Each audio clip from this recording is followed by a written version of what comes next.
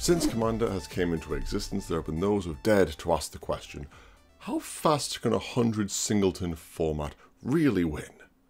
What are the best colours? The most powerful commanders? And thus, cEDH was born. This version of playing often centres around combos, fast mana, and interacting at key points, with mana efficiency being of the utmost importance. A style of play in which debate will be had at great length about the inclusion of a single card and how drastically it might alter a deck. Meanwhile, contrast this with what is considered the other side of EDH, the casual playstyle, whereby players will jam in new cards to fit their pet theme or commander and quibble about land count only when they get flooded or screwed, and combos are either a topic of hushed discussion or aggravated argument. And this supposed dichotomy of the format is what's led a lot of people in the past, as well as far more recently, to propose the idea of a divorce in the EDH gameplay, to have cEDH and EDH, each with their own separate ban lists. Today I want to go over the pros and cons of doing this and finally give my own thoughts on it. So let's have a look at what would be the benefits of creating two separate but equal formats. The first pro I'll look at is the fact that some cards can be removed from the game for cEDH that are a problem in that particular version of playing, but aren't as much of a problem when you go further down the power scale, and thus helping out cEDH without affecting the rest of the player base. The cards that usually come up in this discussion are Dockside Extortionist for its ridiculous amount of mana value, Orcish Bowmasters that punish card draw, and Thassa's Oracle being just incredibly cheap and easy win con. Now the Goblin in particular makes a big splash due to the fact that fast mana is the rule, not the exception. Mana Vault, Mana Crypt, Arcane Signet, the Moxes, the Talismans. All of these are pretty much in all decks, and if they are not, then they're not in for a very, very good reason. But the Extortionist takes full advantage of this and generates a huge number of treasures from these cards being in play. And from these treasures, various flicker shenanigans with Displace a Kitten can ensue, along with combos involving Team a Sabertooth or Emil the Blessed. The infinite mana that these combos generate can then just be filtered through a commander like, say, Sisay or Thrasios to win the game. Whereas lower down the power scale, where fast mana and mana vaults and crypts aren't that prevalent, then just casting a Dockside and getting 3 treasures that aren't really being utilised, that's not really a problem. So the Goblin is only a major eyesore in cEDH. The Bowmasters is something similar, where it stops win cons involving drawing your library. Thrasios and Kenneth's abilities are pretty much shot. Windfall becomes a board wipe or massive damage to someone's face, and just straight shuts down Malcolm Buccaneer completely. But it should be alright as long as all the mana dogs get used for ramp and various little bits and bobs are completely fine. Nah, I'm just kidding, they're all dead too. But again, on a playstyle that doesn't usually count on incremental draw like playing Tymna, then the Bowmasters doesn't do a lot, and aren't really synergistic with any creature type, unless you're playing Flash Kindred, I guess. Or maybe Nekasar, but that's kind of it. Which brings us neatly to Thassa's Oracle, which if you're playing Thassa's Oracle in a casual deck, don't. But it's a common win condition at higher levels of play, especially when paired with Demonic Consultation or Tainted Pact. Nice and easy way to win the game for 2 cards and 4 simple mana. So far so good. Get rid of these cards from cEDH and the format will have to adjust and adapt and potentially get a more diverse group of decks going with different win conditions. All the while regular EDH is completely unbothered. Equally, cards that are banned in EDH could be unbanned at cEDH as it's simply not a concern. I'm not seeing Coalition Victory becoming a staple of the format anytime soon, considering its restrictions. Same with Iona, Shield of Emeria. Look, if you want to entomb, then reanimate this card to shut off a player, sure, go ahead. But I can also show you that decks that do this line of play would much rather get back, a hoarding Broodlord instead, just to, actually try and win the game. Similarly, cards could be banned in EDH as affecting them, but not banned in cEDH. Drannith Magistrate, for example, it's casual EDH and people want to play with their commanders, and it frequently causes many headaches.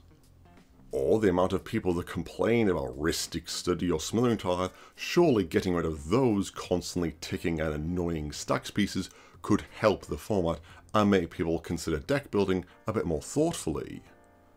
It could also work with getting rid of commanders that are obviously strong, for example, Nardu. A deck with a current above average win rate in the top tier tournaments, and is also just a slog to play against due to the non-deterministic nature of its effect. Not fun at casual play, but it's just a strong cEDH deck. Take it out of one, keep it in the other. Now the points I've raised here already are some of the pro points that people keep making about this divorce of the format. However, they do all have their own problems. Take a look at our first point in the banning of Dockside, Bowmasters and Thoracle, meant to be leading to a more diverse format, but we don't know that's actually what's going to happen. Once that could happen is then just one deck rises up and dominates because it doesn't use those cards for anything in their deck, and is just already powerful anyway and will become the cEDH deck. Looking at you, Birdman. And plus, isn't cEDH the place where you're meant to go to be able to play the most powerful and spiky cards with the best interactions? It does kind of feel like banning cards because they're strong kind of goes against the spirit of the format, if I could borrow a phrase. Equally, removing some powerful cards from the casual side will also hurt other objectively weaker decks and commanders that people just kind of want to play because it's fun. I'm not going to begrudge someone playing a Dockside in a Jan Jensen deck, or playing Nardu and Miss Bumbleflower where they're just a really good value piece. It matters overall about context, about how the cards are played, how they're interacted with, and how they're reacted to by the table. And that leads me to my ultimate point about this, and that is that the difference between casual and cEDH, this hard line, is what's commonly referred to as a false dichotomy. Commander cannot be neatly divided into camps of competitive and casual. Playing the OG land seems pretty sweaty, but if it's in a silly elemental kindred deck because the person loves elementals, then sure. And there are some legends that no matter how good the rest of the deck is, their ability to crack a top 16 in a cEDH event will always be minimized due to color restrictions and other people just having a legend that does more for them in the command zone. What I'm trying to point out is the fact that the power levels of cEDH are not two separate blocks. They are very much, in fact, a sliding scale, with the difference between casual and cEDH being grey at the best of times. And this greyness is what really helps a lot of people play more and more powerful and more tuned decks and realize they enjoy that style of play and get into cEDH. Whereas just putting this big arbitrary barrier at some point between these two styles of play, yeah, I can't imagine that being good for either format.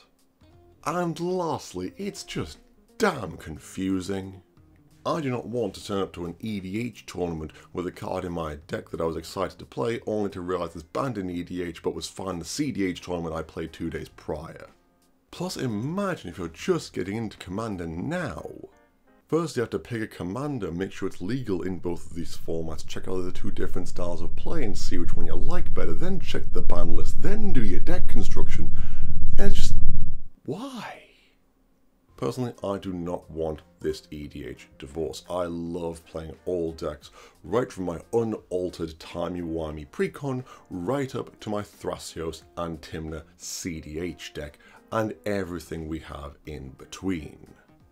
Yes, there are distinct lines and different ways of playing the game, but these will not be solved by cutting off the cEDH community and throwing them into the desert like lepers. It's also not going to come from looking down your nose and sneering at casual people because they don't know how a particular Sisse line wins the game, or for wanting a game to last longer than 6 turns.